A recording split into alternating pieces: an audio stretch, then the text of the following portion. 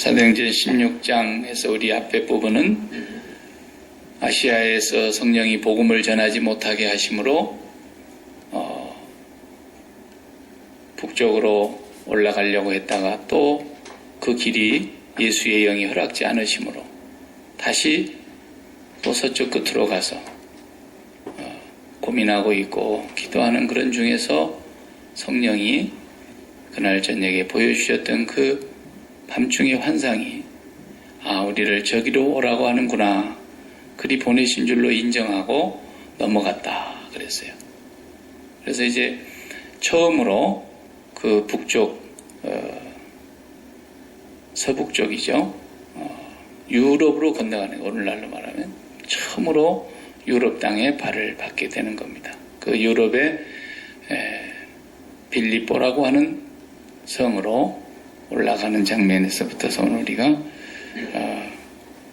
이 16장 끝장까지 내용이 한 지역에서 일어난 사건들이 기록이 되어 있습니다. 오늘 본문을 중심해서 신앙인의 경계의 대상 1호, 우리가 예수를 믿고 항상 깨어서 조심해야 될 것이 뭐냐, 그 첫 번째가 오늘 본문에서 우리에게 가르쳐주고 계시는 아주 중요한 메시지예요. 유럽에 가기를 이제 시작하자마자 즉시로 떠났다 그랬어요. 지체하지 않고, 앞부분을 보면 우리가 다 오늘 못 읽었습니다만은 지체하지 않고 떠났는데, 그렇게 길이 안 열리다가 길이 열려졌는데, 문이 열려진 지역에서 첫 번째 만난 사건이 썩 기분이 좋은 사건이 아니에요. 아주 어려움을 당합니다. 그러니까 여러분, 하나님이 인도하셔서 가는 길목에도 항상 좋은 일만 있지 않다는 걸 예수 믿는 사람들은 알아야 돼요. 왜 이렇게 안 좋은 일만 생길까? 다 뜻이 있어요. 예수를 믿는 사람들인데다가 더구나 전도를 하러 간 사람들이고 하나님의 명령을 받들어 순종해서 가는, 선교하러 간 사람들인데 편안할 리가 없지요. 예수님이 한 번도 이 사람들에게 평안을 언제든지 좋은 일만 있을 거라 약속 안 하셨어요. 뭐라고 그러셨어요? 내가 너희를 보냄이 양을 이리 가운데 보내는 것 같다 그랬죠. 그러니까 하나님의 백성들이 살아가는 길에서 이런 어려운 일들이 계속 생겨요. 그러니까 안 좋은 일이 생긴다고 해서 잘못된 게 아닙니다. 하나님은 하나님의 백성들이 하는 일들을 모두 간섭하시고, 좋은 일이든 굳은 일이든 원치 않는 일이든 하나님의 뜻을 이루시는데 다 소용되는 대로 하나님이 인도해 가시는 것을 우리가 알아야 됩니다. 그래서 환상을 보고 순종하고 갔어요. 그러니까 성령이 인도한 대로 갔어요. 그런데 만나는 일이 굉장히 재미없는 일이 터지기 시작했다는 거예요. 오늘 우리가 읽은 본문에 보면은 귀신 들린, 우리식으로 하면 점쟁이죠. 점쟁이. 이 사람은 진짜 점쟁이에요. 진짜 선무당이 아니라고 말해요. 진짜 무당, 귀신이 들려서 하는 무당. 선무당은 어떤 거예요? 바람제비. 진짜 무당 아니에요. 이 무당은 우리식으로 하면 작두 타는 그런 무당이라고 말해요. 진짜로 귀신이 딱 사로잡아가지고 신 들려서 하는 사람이에요. 그러니까 이런 사람들은 가끔 귀신이 강력하게 역사할 때도 있어요. 그럴 때는 사람의 그 어떤 뭘 알아맞추기도 하고 그럽니다. 그러니까 사람들이 거기 혹하고 빠지죠. 근데 이제 가짜는 어떻게 하느냐? 바람잡이들을 많이 옆에다 두고 그쪽 집에 비밀스러운 얘기들을 다 뽑아내가지고 다 노트에 적어놨다가 그 사람이 오면은 펴놓고서 다 알아맞추는 것처럼 그렇게 합니다. 그렇게 해가지고도 돈을 많이 벌어먹습니다. 여기는 지금 본문에 보니까 이건 진짜로 귀신이 들렸어요. 그래 우리가 웃는 말로 그러잖아요. 야, 귀신같지 않네. 그런 말을 우리가 만들어서 하잖아요. 요 귀신이 용한 점쟁이 밑에 이제 붙었어요. 그래서 딱 알아내는 거예요. 오늘 본문에서 이 사람들의 신분을 바로 노출을 하죠. 17절, 바울과 우리를 쫓아와서, 일행이죠. 그러니까 바울과 우리를 쫓아와서 소리질러 가로되 이 사람들은 지극히 높은 하나님의 종으로 구원의 길을 너희에게 전하는 자라 하며, 인트로듀스 하는 거예요. 소개해 주는 거예요. 그냥 온 동네에다가. 아, 이분들은 누구신지 아십니까? 지극히 높은 하나님의 종들인데 여러분들에게 구원의 길을 전하는 사람입니다. 틀렸어요? 맞았어요? 정확하게 맞았어요. 참 귀신같이 알죠? 이렇게 정확하게 답을 대고 있는 거예요. 지금 하루만 그런 게 아니에요. 며칠인지 모르지만 여러 날 그랬다 해서 그 다음 절 보면은 이같이 여러 날을 하는지라. 그러면은 뭐 그 나쁠 게 없지 않습니까? 근데 바울은 그 사건을 여러 날 접하면서 어떻게 됩니까? 심히 괴로워하여 아주 트러블한 일이 이제 생긴 거예요. 이해가 가십니까? 네. 제가 여기 전도하러 다니는데 야키마의 방송국 하나가 따라붙어가지고 계속 저를 홍보해주고 이 사람이 누군지를 아느냐고. 이 사람으로 말할 것 같으면 지극히 높은 전지전능하신 천지를 창조하신 하나님의 종 박일규 목사입니다. 이렇게 얘기를 하고 해주는 거라 그 말이에요 지금. 근데 바울이 이걸 굉장히 괴로워했다 그랬어요. 괴로워했으니까 기도했겠죠. 뭐 세세하게까지 안 썼지만 기도하고 성령의 어떤 지시가 있었으리라고 저는 믿어요. 그 다음 날 또 여전히 또 그러는 거예요. 그러니까 그 다음에 18절을 돌이켜 그 귀신에게 이르되 예수 그리스도의 이름으로 내가 내게 명하노니 그에게서 나오라. 이렇게 바울이 말하자 즉시로 귀신이 쫓겨나가 버렸어요. 점쟁이가 이제 선무당이 돼버린 거예요. 이제 진짜 점쟁이가 귀신이 싹 나가버리고 나니까 정신이 멀쩡해져 버렸고, 이 사람이 사도 바울 앞에 복종해버렸을 거예요. 무릎을 꿇고. 네. 무슨 하나님의 권위로 그렇게 했으니까. 이 일이 벌어진 것이 오늘 우리에게 뭘 얘기하려고 하는 것일까? 복음 전하라고 거기로 환상이 나타나서 분명히 갔던 말이죠. 그리고 첫 번 만난 사람은 물론 루디아를 하나님이 만나게 하셨어요. 바울이 복음을 전하고 있을 때 많은 여자들이 듣고 있는 중에도 유독 루디아 한 사람은 주께서 그 마음을 열어주셨다 그랬어요.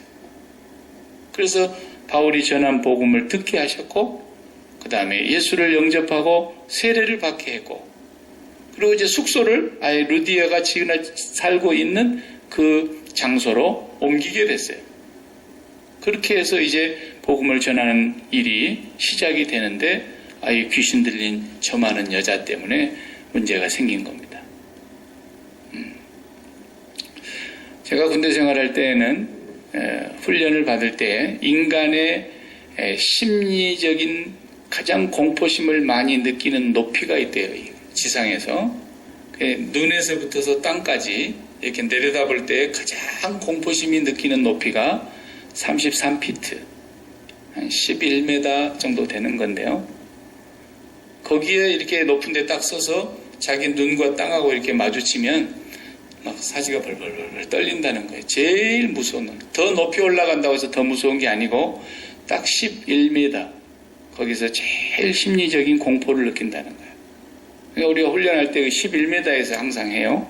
아침에 밥 먹고 가면 그다음 11m 높이에 올려가가지고 거기서 몸을 묶어서 공중에서 그냥 계속 뛰어내리는 거예요. 땅바닥에 떨어지지만 않게 몸을 묶어서 계속 뛰어내리는 거예요. 왜냐하면 이제 비행기에서 뛰어내려야 되니까. 거기서 뛰어내릴 때에 공포심을 극복하는 사람은 비행기에서 뛰어내리는 건 아무것도 아니다는 거예요. 계속 그걸 하는 거예요. 해마다 밥 먹고 11m 높이에 가서 또 뛰어내려보고 자세가 안 나오면 또 하고 자세가 완벽하게 나올 때까지 비행기 문에 뛰어내리는 훈련을 하는데 제가 이상한 걸 봤어요. 거기 한 젊은 이제 이 훈련병이 갑자기 눈이 검은 건 안 보이고 하얀 것만 보여요. 눈이 돌아갔어요. 이렇게. 눈이 확 뒤집어지고 그리고는 막 소리를 고래고래 지르더니 발작을 일으키더라고요. 발작을. 오늘 무슨 병인가 했더니 그게 심각한 병은 아니고 에크로포비아라고 해요. 고소공포증. 높은 장소에 올라가면 공포증을 느끼는데 그 증상이 심한 사람은 그게 딱 나타나는 거예요. 그래서 아주 막 공황장애를 일으키고 호흡이 굉장히 가빠지면서 심장이 뛰는 숫자가 급격하게 올라가면서 심하면 쓰러집니다. 그러니까 이 젊은 청년이 갑자기 그냥 눈이 돌아가더니 못 뛰는 거예요. 그런 사람들은 이제 고소공포증 환자라는 게 분명하니까 일반 부대로 전출을 시켜줍니다. 여기 높은 데 올라가면 다 표가 나요. 그리고 이제 보통 무서운 건 다 있는 거예요. 그냥 보통 무서운 건 그건 증상이 고소공포증은 아닙니다. 높은 데 올라가면 그게 딱 나타나는데 11m에서 그게 다 발각이 된다는 거. 자기도 몰라. 내가 고소공포증이 있는 줄도. 하다 보니까 알게 된 거예요. 이것이 의학적인 증상으로는 어떤 높은 장소에 올라갔을 때 나타나는 증상인데 이걸 영적으로 우리가 가져와서 해석을 해보면 복음을 바르게 믿는 사람은 높은 곳으로 올라가면 이런 고소공포증이 나오게 돼 있어요. 지금 사도 바울이 그런 증상이 딱 나타나는 거예요. 복음이 뭔 줄을 모르고 복음을 제대로 받아들이지 않는 사람의 특성은 어떠냐면 자기가 항상 높아져야 돼. 자기가 높아지고 자기가 올라가고 자기가 사람들에게 관심사가 되고 사람들로부터서 오는 영광을 취하려고 하고 자기 이름이 높아지는 걸 굉장히 관심을 갖고 좋아합니다. 이거 복음을 모르는 사람들의 공통적인 특성이에요. 이것은 모든 사람에게 있는 죄악된 성품에서 나오는 누구에게나 있는 거예요. 누구에게나.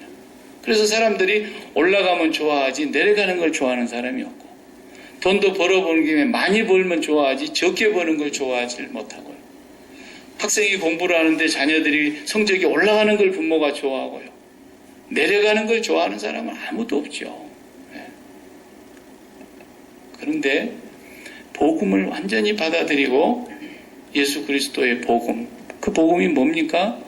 하나님과 동등된 분이 가장 천한 자리에 오셔서 죽기까지 십자가에 복종하신 그 십자가의 죽음의 사건이 우리에게 복음인데 그 사건을 접하고 그 사건을 바르게 받아들인 사람에게 있어서 첫 번째 증상은 뭐냐? 그때부터는 올라가는 게 제일 무서운 거예요.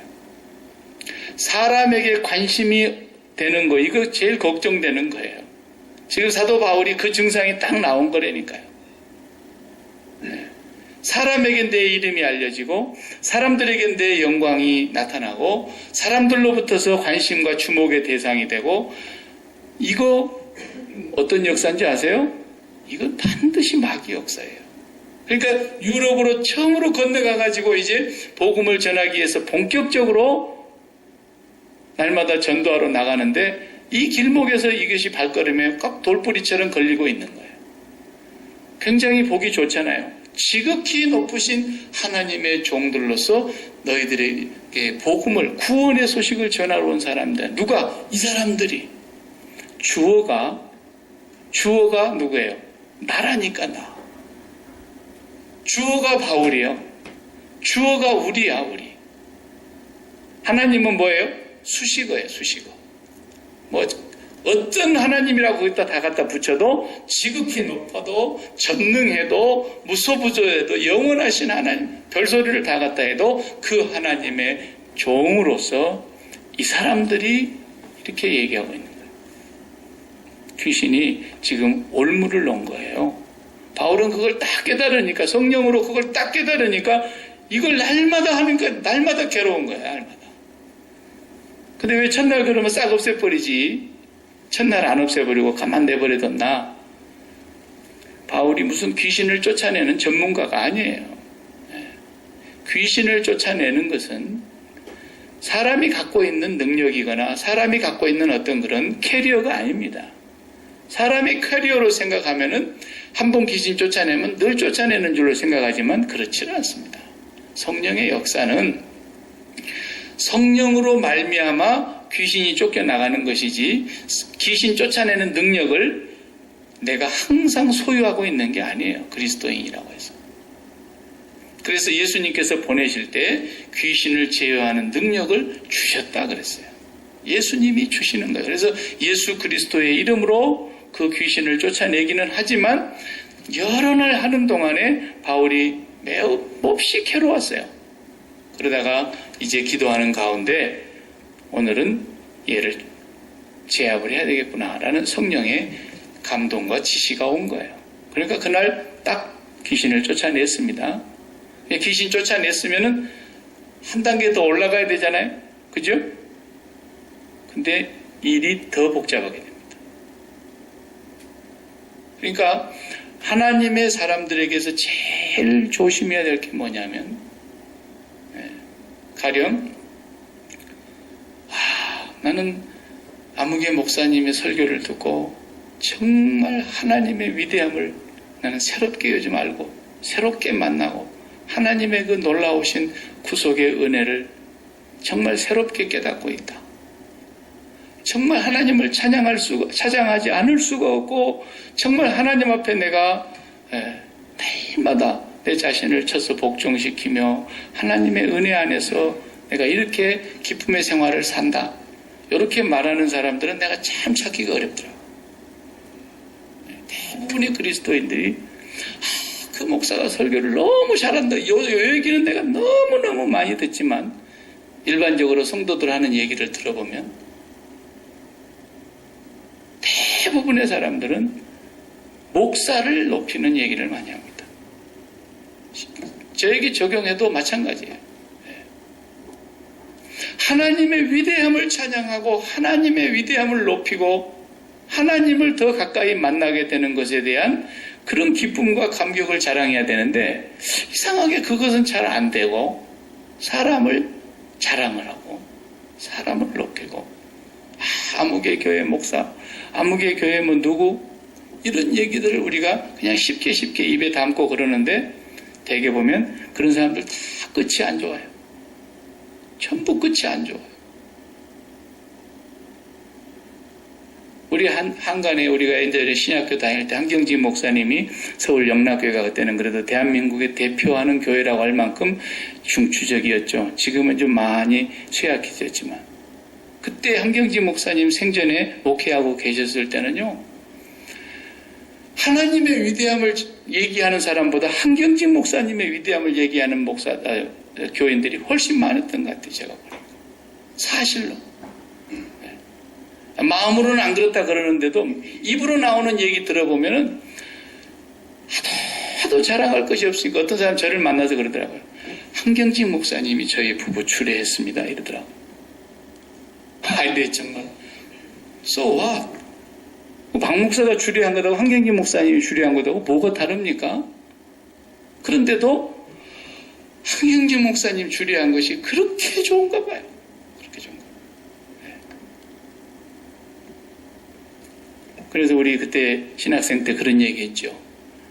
영락교회가 살려면 한경진 목사가 영락교회 교인들 마음속에서 지워져야 되는데 도무지 이건 지워지지가 않아요. 거의 불가능에 가까워. 불가능. 예.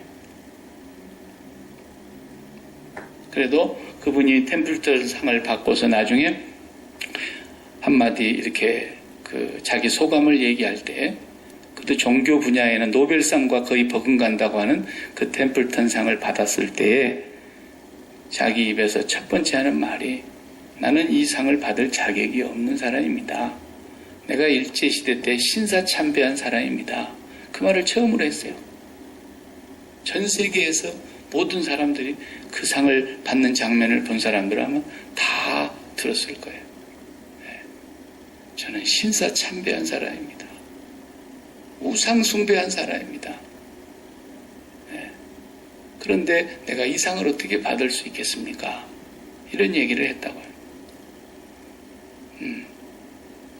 그렇기 때문에 우리가 정말 조심해야 될 것이에요. 여의도의 모 목사님이 위대하고 훌륭하고 얼마나 우리 한국교회가 그렇게 사람을 높이는 걸 잘했는지 몰라요. 그런데 지금에 와서 어떻게 됩니까? 횡령, 배임, 웬만한 죄는 다 뒤집어 썼더군요. 그래가지고 또 아들까지 감옥에 가고. 이게 뭡니까? 이게. 그러니까 한때는 많은 사람들에게 존경을 받는 사람인 것 같은데 이게 결론이 이렇게 나오는 보면은 이게 바로 마귀의 역사에 넘어진 거예요. 마귀 역사에. 사탄이 역사한 것에 걸려 넘어진 거라고요. 너무나 많은 사람들이. 우리가 굉장히 조심해요. 사도 바울이 지금만 이런 일을 당한 게 아니라 1차 전도 여행 때도 14장에서 우리가 본 대로 이런 일을 당했거든요. 루스드라라고 하는 곳에 갔을 때 나면서부터 발을 쓰지 못하던 그 장애인을 또 일어서게 했지 않습니까? 그때 사람들이 소를 몰고 나오고 상을 차려놓고 하늘에서 내려온 제우스 신이라고 자기들에게 이 상을 차려놓고 절을 하려고 그랬지 않습니까? 그때도 바울이 옷을 찢으며 그들을 만류시키고 우리와 당신들이 똑같은 성정을 가진 사람들인데 이렇게 하면 안 된다고. 이렇게 하면 안 된다고. 그래서 만류했다가 어떻게 됩니까? 그냥 한 상 대접 받으려고 받을 뻔했는데 그렇게 말렸다가 도리어 거기서 돌멩이에 두드려 맞아가지고 죽은 사람처럼 되니까 죽은 줄 알고 동네 밖에다 갖다 내던져 버렸다 그러지 않습니까? 가만히 있었으면 안 맞았을 텐데 그냥 한 상 잘 먹고 전도로 가면 안 됩니까? 그런데 성령의 역사에 늘 민감하게 깨어있는 사람은 가장 두려운 게 뭐냐? 인간이 하나님의 영광을 도적질하는 거예요. 사람에게 영광을 취하고 사람에게 주목을 받는 게 이게 제일 무서운 거라니까요. 제일 무서운 거예요. 오늘도 지금 그 장면이 두 번째 지금 또 다가오고 있는 거예요. 귀신이 바울을 넘어뜨리려고 하는 거예요. 쉽게 말하면. 이 전도자들을 다 넘어뜨리려고 하는 것인데 여기에 걸려 넘어가지 않은 거예요. 그리고 했더니 이제 그 다음에 무슨 일이 벌어지 아는 대로 이 사람을 고용해가지고 점쟁이 짓을 하게 해서 돈벌이를 하면서 살던 이 사람을 부리는 주인이 있었지 않습니까? 그 주인들이 자기들의 이제 돈벌이가 뚝 끊긴 걸 알고는 그만 가서 고발을 하고 그리고는 높은 사람들에게 잡아갑니다. 그리고 이 사람들 유대인들인 것 같은데 우리가 도저히 듣도 보도 못한 소리를 하면서 우리 로마 사람들이 도저히 따를 수도 없는 이상한 얘기를 전파하고 다닌 사람들이라고 이렇게 해가지고 제목을 뒤집어 씌우니까 그냥 그 말에 얼마나 그동안에 뇌물을 많이 받아 먹었는 건지 어떻게 되는 건지 죄를 자세히 조사도 안 해보고 옷 뺏기고 때려 이렇게 됐어요. 그 때리라고 하는데 오늘 본문에 보면은 23절에 그랬죠. 22절에 상관들이 옷을 찢어 벗기고 매로 치라 이렇게 했어요. 매로 때리라는 거예요. 그렇게 하자 옷을 벗겨놓고 때리는데요. 이거 보통 아픈 게 아니거든요. 옷을 벗겨놓고 맨살로 해서 채찍을 때리는 건데 그 채찍 끄트머리가 낚싯바늘처럼 뾰족뾰족하고 예리한 동물의 뼈나 그런 새꼬챙이 같은 것들이 그 채찍 끝에 붙어 있지 않습니까? 그걸로 가지고 옷을 벗겨놓고 한 번씩 후려치면 그 날카로운 뼈 조각이나 그 새 조각 같은 것이 살을 그냥 훑히고 지나가니까 살점이 뚝뚝 떨어지고 찢어지는 거예요. 그래서 이런 매를 40에 하나 감한 매를 5번이나 맞았다. 사도 바울이 말을 하는데 왜 하나를 감하느냐? 40대를 맞으면 죽는 걸로 되어 있거든요. 얼마나 괴롭고 고통스러우면 죽겠어요. 그래서 40에 하나를 감화해서 때리게 되어 있단 말이에요. 40대를 맞으면 죽는다 그래서. 그런 걸 5번이나 맞았다잖아요. 옷을 벗겨놓고 그렇게 때렸으니까 엄청나게 피투성이가 됐을 거라고요. 이렇게 두드러 맞아요. 그리고는 묶여가 감옥의 깊은 곳으로 그리고 발은 묶어놓고 그리고 쳐놓습니다. 그런데 가장 비천한 순간 가장 낮은 자리, 가장 고통스러운 자리에 들어갔는데 이거 보십시오. 보통 사람 같으면 높은 자리에 올라갔을 때 자기들의 입지가 높아졌을 때 굉장히 기분이 좋고 즐겁고 자기들의 입지가 형편없이 무시당하고 멸시를 당할 때는 기분이 나쁘고 그게 보통 사람이잖아요. 그러나 성령의 사람은 보십시오. 높이 올라가니까 너무 괴로워하는 거예요. 그런데 저 밑바닥으로 떨어져가지고 창피당하고 옷 벗겨놓고 두드러 패서 고통당하고 그리고 저 감옥 깊은 곳에 쳐놓고 그렇게 멸시와 천대를 받는데 밤중에 기도하고 찬송을 합니다. 이게 성령의 사람의 특징인 것을 우리가 알 수 있습니다. 높아지는 것이 두렵고 낮아지니까 비로소 기도하고 찬송하는 거예요. 이게 성령의 사람들의 모습입니다. 정반대죠. 보통 일반 이렇게 높아질 때 기분 좋고 낮아지면 기분 나쁘고 존경받을 때 기분 좋고 누가 나를 무시하고 멸시하면 성질나고 화나고 이게 사람인데 이 사람들은 거꾸로예요. 거꾸로. 높아지니까 너무 불안하고 너무 곤란하고 너무 괴롭고 그리고 너무너무 낮아지고 천덕꾸러기처럼 대접을 받는데 이제 비로소 기도하고 감사합니다. 찬양합니다. 그런데 거기에 밤중에 난리가 난 거예요. 여러분 한번 이 장면을 스토리를 바꿔가지고 이렇게 봐봐요. 지극히 높은 이 사람들은 지극히 높은 하나님의 종으로서 너희들에게 구원의 도를 전하는 자들이다 라고 이 용한 점쟁이가 막 외치고 날마다 외치고 다니는데 그만 귀신을 쫓아내버렸더니 고발을 했어요.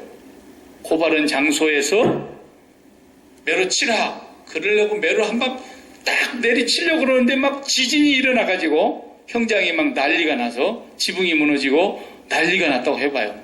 그러면 이제 어떻게 됐겠어요? 바울과 실라와 이 누가와 이 일행들은 신적인 대접을 받는 거예요. 그때부터서는. 네. 잔뜩 높여놨는데 거기다 놓고 거기서 지진이 막 일어나서 봐요. 그런데 하나님은 참 이상한 분이세요. 거기서 지진을 안 일으키고 다 퇴근하고 난 뒤에 한밤중에 간수들만 남아있는 그 저녁 자정시간에 기도하고 찬송하고 있는데 지진이 일어나는 거예요. 그리고는 어떤 현상이 벌어집니까? 간수가 뭐라고 말을 하죠? 우리가 어떻게 해야 영생을 얻겠습니까? 어떻게 해야 우리가 구원을 얻겠습니까? 간수가 그냥 질문하는 게 벌써 바뀌었어요. 네. 하나님께로 관심이 싹 돌아가는 거예요. 그래서 그 간수에게 복음을 전하고 간수가 모시고 가서 집에서 다 아픈 곳 씻기고 상처 치료하고 그리고 나서 그 집 식구들이 다 세례받고 그 집 식구만 몽땅 구원 받았어요. 하나님께서 첫 번째 여자 루디아를 구원시키시기 위해서 유럽의 대륙에 첫 발을 딛게 하시고 그 다음에 간수의 가정을 다 구원시키려고 또 그 밤중에 아무도 안 보는 데서 그 간수 있는 그날 그 시간에 거기서 지진을 일으켜서 그 간수의 가정을 다 구원시키고 하나님은 하시는 일이 우리 인간과는 너무 달라요. 인간의 이성과 우리의 판단으로는 도무지 이해되지 않는 부분이 너무 많다고. 바울이 전에도 제가 한번 얘기했지만 정말 매 때리기 전에 38절 우리가 읽질 않았습니다만 38절을 보면요. 로마 사람이라는 얘기를 그때서 보고를 받고는 다 두려워하지 않습니다. 그 당시는 로마 사람을 죄를 함부로 이렇게 정죄도 못하지만 제대로 재판을 해서 확실하게 죄가 드러나기 전까지는 아무도 로마 사람은 죄를 부를 수가 없어요. 그런데 로마 사람이라는 얘기를 듣고는 그냥 벌벌벌벌 떨었어요. 네. 그러니까 바울이 로마 사람을 이렇게 대우해도 됩니까? 라고 매 맞기 전에 얘기했어야 된다니까요. 사실은. 이 사람이 이렇게 미련한 사람이 아니잖아요. 왜 그렇습니까? 이게 사단의 역사란 걸 알고 사탄의 역사에서 완전히 빠져나오고 사단의 올무에 걸려들지 않기 위해서 바울은 철저하게 하나님의 역사하심에 그대로 순종하고 갔던 거예요. 그랬더니 하나님께서 나타내시는 그 일이 바로 사도행전 16장의 요 사건이었다고 말이에요. 그러니까 우리가 살면서 예수를 믿는 사람이 어디 가서 막 높아지고 이름을 날리고 영광을 얻고 이거 하나님이 굉장히 기뻐하지 않습니다. 물론 본인은 그렇게 않기를 굉장히 바랄 거예요. 본인은. 모르죠. 또 본인도 유명해지려고 애를 쓸는지. 여기 시애틀에 엄청나게 큰 우리 미국인 교회 지난주에 문제가 있어가지고 그 신문에 나오고 뉴스도 나오고 막 했지 않습니까? 네. 이 사람이 자기가 쓴 책을 베스트셀러로 만들어 보려고 교회 헌금을 갖다가 막 함부로 이용을 해가지고 책을 많이 사게 하고 자기 책을 자기가 옹땅 사가지고 많이 팔린 것처럼 판매 부수를 올려야 이게 베스트셀러가 되니까 성도들에게도 막 많이 사게 만들고 난리를 치고 했죠. 네. 그렇게 하다가 결국은 문제가 돼가지고 사임을 했더라고요. 이 양반이 굉장히 유명한 사람 같아요. 제가 보니까. 서양 사람들도 그런 면이 또 있는 것 같아요. 서양 사람이라고 안 그러게 사람 똑같죠. 누구나 높아지기를 원하고 이름이 알아주기를 원하고 야키마에 있는 사람을 누가 알아주겠어요. 우리는 기대도 하지 말아야 돼요. 기대도 하지 말아야 돼요. 나사렛에서 뭐 선한 것이 나오겠냐고 그랬잖아요. 근데 나사렛에서 가장 위대하신 주님이 거기 살고 계셨는데 본래 다윗 왕도 베들레헴 출신이에요. 촌사람이에요. 아주 촌에서 흉악한 촌에서 그냥 목동으로 살던 사람이에요. 예루살렘 출신이 아니라 베들레헴 시골 사람이에요. 하나님은 사람을 높이는 걸 제일 싫어하셔요. 성령의 역사를 가장 거역하는 것이 사람의 영광을 취하려고 하는 거예요. 하나님께로부터 오는 영광은 날마다 욕심을 내야 돼요. 그러나 사람으로부터 오는 영광은 절대로 조심해요. 예수님께서 많은 기적을 행하시면서 그런 말씀하셨어요. 나는 사람에게서 오는 영광을 취하지 아니하노라. 요한복음 5장에 그랬어요. 절대로 사람으로부터서 영광을 취하지도 않고 사람으로부터서 뭐라 그랬어요? 지지를 받는 그런 것을 절대로 마음에 두지 않으셨다. 그런 뜻이에요. 절대로. 우리가 서로 그걸 조심해야 돼요. 어떤 훌륭하시다고 하는 목사님 얘기할 때도 우리가 조심하게 얘기해야 돼요. 하나님이 안 기뻐하시는 얘기는 하면 안 돼요. 정말로 우리는 철저하게 하나님만 높아지고 하나님만 영광을 받으시고 나는 그냥 잊어지면 되는 거예요. 목회를 저도 이제 30년 조금 넘게 이 길을 하나님 앞에서 가다 보니까 목회가 뭐냐? 목회가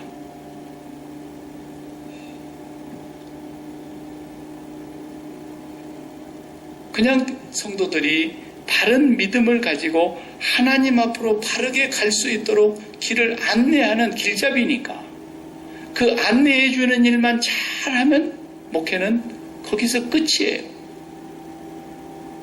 그 이상도 아니고 그 이하도 아니라. 그러니까 오늘 본문을 보면은 그냥 루디아의 마음을 어떻게 합니까? 하나님이 열어주시지 않습니까?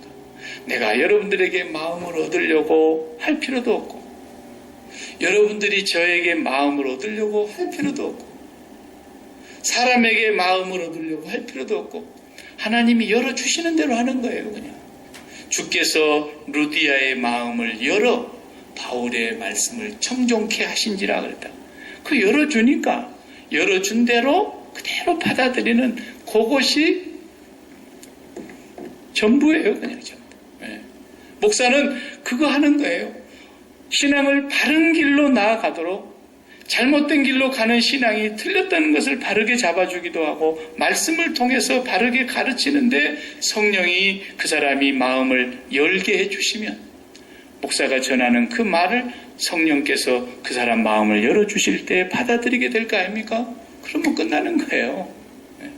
성령께서 그 사람의 마음을 열어주시지 않으면 어찌하겠습니까? 어찌하겠습니까? 하나님이 마음을 열어주셔야 됩니다. 그리고 그 마음문이 열려서 하나님의 말씀을 바르게만 받아들이고 하나님께로 바르게 나아가기만 하면 그게 전부예요. 그 이상을 하면은 반드시 무너지게 돼 있어요. 그래서 기드온이 구약성경에 보면은 사사기에 나오죠. 사사 기드온 아시죠? 그 기드온이 300명만 데리고 가가지고 와 미디안에 가서 그 엄청난 사람들을 다 무찔러 버렸어요. 그것도 칼 들고 간 것도 아니고 항아리에다가 횃불만 하나씩 이렇게 딱 가둬가지고 이렇게 가가지고 그냥 어마어마한 전승을 올리고 나니까 사람들이 기드온을 막 떠받들기 시작했어요. 그럴 때 나중에 기드온이 어떻게 됩니까? 조그만 뭐 하나를 요구했죠. 네. 조그만 요구했어요. 처음에는 백성들이 너무 떠받드니까 사양하는 것 같이 하면서 그렇다 그러면 정 그렇다 그러면 정 그렇다 그러면 하면서 이렇게 하나 뭐 이렇게 딱 받았잖아요. 그런데 결국은 그것 때문에 기드온이 무너지지 않습니까? 또 엘리에사가 그 몸종 게하시 데리고 있는데 저 북쪽에 아람의 나아만 장관 그 문둥병 나병 걸려가지고 있는데 그 요단강에서 7번 씻으라는 그 사건도 가만히 보세요. 엄청난 재물을 가지고 왔다니까요. 근데 야 가서 씻으라 그래라 하인시켜갖고 그냥 얘기한 거예요. 어떻게 하는가 보자. 시시하는 대로 그냥.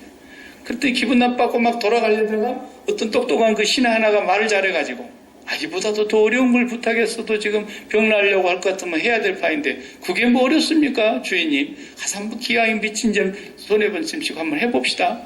그래가지고 가서 씻었는데 진짜 나았단 말이죠. 나았고 나니까 갖고 왔던 그 재물을 다 주려고 그러지 않습니까? 근데 어떻게 합니까? 하나도 안 받았잖아요. 근데 누가 받았어요?